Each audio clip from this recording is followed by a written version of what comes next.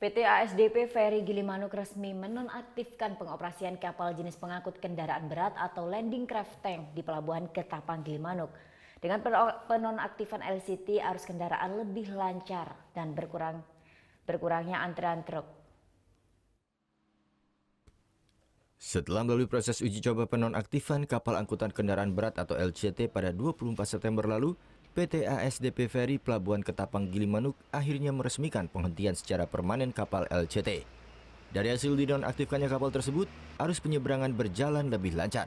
Sudah tidak ada lagi antrean truk yang biasanya dilayani LCT di dermaga Landing Craft Machine.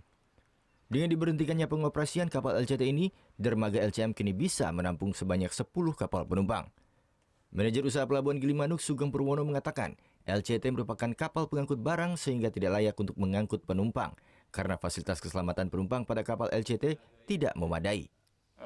LCT dihentikan pengoperasian karena kemarin dari pemerintah, karena dari pemerintah dilihat dari segi aspek keselamatan untuk LCT itu tidak memadai, karena di dalam kapal LCT itu memang tidak ada alat keselamatan khususnya bagi penumpang, ya.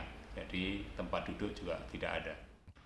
Penghentian pengoperasian kapal LCT ini juga mendapat respon positif dari supir truk, karena selama ini supir dengan kendaraan truknya harus menyeberang dengan kapal terpisah, sehingga hal tersebut memperlambat perjalanan. Ini kadang-kadang yang bikin menjengkelkan, truk sama supir pisah itu yang menjengkelkan. Kita mau istirahat di mana gitu, kan takut. Meski sebanyak 7 kapal LCT telah dihentikan, namun kapasitas angkut kapal masih bisa terpenuhi karena ASDP juga telah menambah 2 kapal penumpang. Surya Sanjaya melaporkan untuk NET.